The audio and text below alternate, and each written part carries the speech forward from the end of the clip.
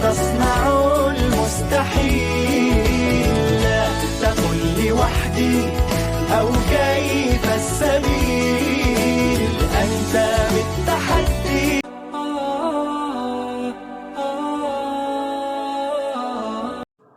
A'udzu billahi minas syaitonir rajim. Bismillahirrahmanirrahim. Inna fi khalqis samawati wal ardi wa ikhtilafil laili wan nahar wal fulkil allati tajri fil bahri bima yanfa'un nasa wa ma anzalallahu minas samai mim ma'in fa ahya bihil arda ba'da mautiha wa bassa fiha min kulli dabbatin wa tasrifir riyahi wassahabil musakhkhari bainas samai wal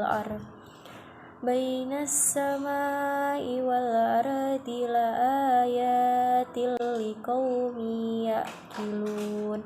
Shadaqallahul azim.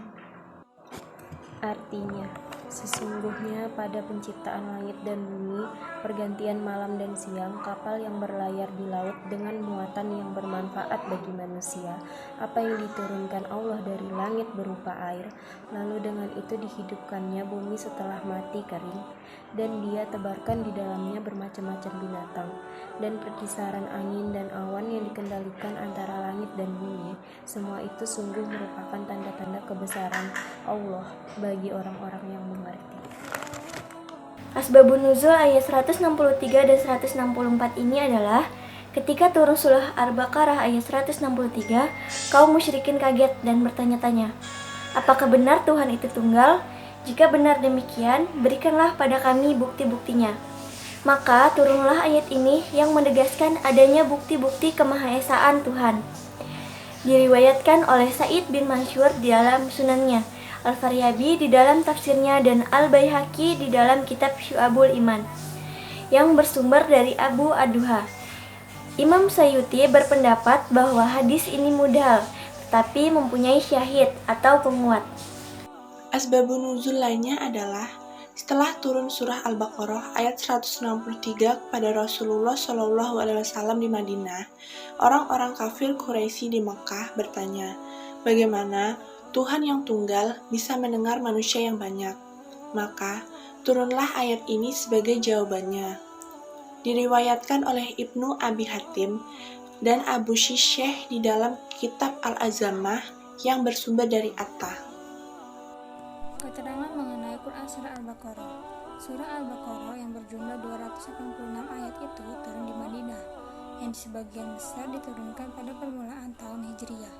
Seluruh ayat dari Surah Al-Baqarah termasuk golongan Madaniyah, merupakan surat yang terpanjang di antara surah-surah Al-Quran yang di dalamnya terdapat pula ayat yang terpanjang, yaitu ayat 282.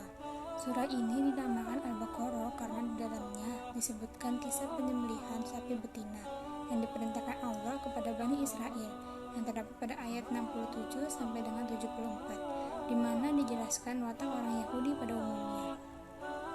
Dinamai Fushatul Quran atau puncak Al-Quran karena memuat beberapa hukum yang tidak disebutkan dalam surah yang lain. Dinamai juga surah Alif Lam Mim karena surah ini dimulai dengan Alif Lam Mim. Muhkam atau mutasyabih. Surah Al-Baqarah ayat 164 ini termasuk dalam muhkam karena pada ayat tersebut mudah diketahui maksudnya. Ayat ini hanya mengandung satu segi sehingga dapat diketahui secara langsung tanpa memerlukan keterangan lain. Munasabah Quran Surah Al-Baqarah 164. Dan suatu tanda kekuasaan Allah yang besar bagi mereka adalah bumi yang mati. Kami hidupkan bumi itu dan kami keluarkan darinya biji-bijian, maka darinya mereka makan. Dan kami jadikan padanya kebun-kebun kurma dan anggur, dan kami pancarkan padanya beberapa mata air, supaya mereka dapat makan dari buahnya dan dari apa yang diusahakan oleh tangan mereka. Maka mengapakah mereka tidak bersyukur?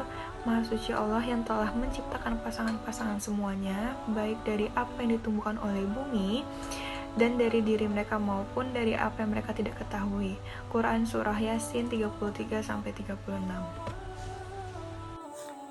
Untuk qiraat surah Al-Baqarah 164, sebelumnya kita mengetahui bahwa arti qiraat sendiri adalah perbedaan cara pengucapan huruf-huruf dari setiap imam di berbagai negara. Sehingga dalam membaca surah Al-Baqarah 164, banyak imam berbeda dalam membacanya menyangkut bacaan ayat-ayat Al-Quran.